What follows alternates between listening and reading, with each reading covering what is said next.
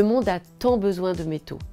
Les activités minières et métallurgiques doivent prendre soin du vivant et apporter une contribution positive dans les territoires où elles sont implantées. Act for Positive Mining, c'est ambitieux et c'est voulu. D'abord parce que je crois à la force des mots, les mots qui nous engagent, et puis aussi parce qu'on a, je crois vraiment, les leviers d'action. On ne part pas de zéro. Nous venons de terminer une première feuille de route RSE 2018-2023 et la très grande majorité des objectifs ont été atteints, voire dépassés.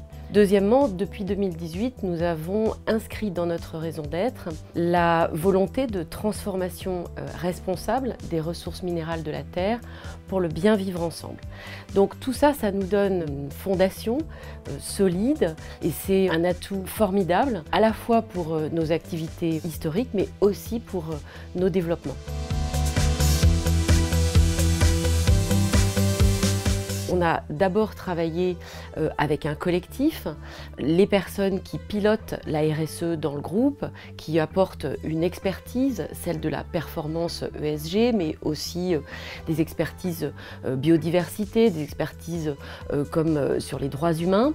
Et puis tous les métiers du groupe ont été associés, bien sûr les métiers, les fonctions dites support ou ressources humaines, achats, commerce, technique, mais aussi le terrain, les opérations qui ont été associées pour que nos objectifs soient ambitieux et réalistes, très connectés à nos opérations. On a analysé ce qui avait bien fonctionné et moins bien fonctionné dans notre première feuille de route RSE. On a procédé aussi en faisant une analyse de matérialité.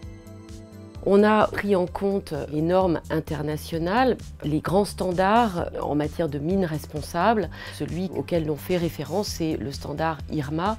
Nous avons aussi pris en compte les évolutions réglementaires et en Europe, elles sont nombreuses.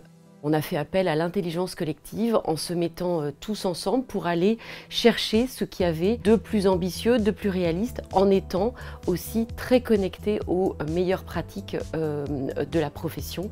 Le résultat, c'est un libellé fort, Act for Positive Mining, qui dit bien son nom, aller au-delà de la prise en compte et de la bonne gestion de nos impacts environnementaux et sociaux. Le succès d'Act for Positive Mining repose sur 3 leviers. Le premier levier, c'est la bonne déclinaison de ces objectifs dans tous nos sites, correctement pilotés et intégrés à nos opérations. Le deuxième levier, c'est le management, puisque un projet d'entreprise repose sur la bonne animation et l'appropriation par toutes les équipes de ce projet.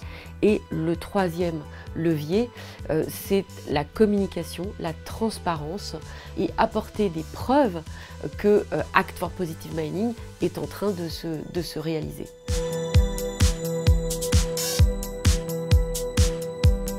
Nous nous sommes fixés des objectifs moyen terme, des objectifs plus long terme, donc des objectifs à 2026, des objectifs à 2035, qui sont structurés autour de 3 axes.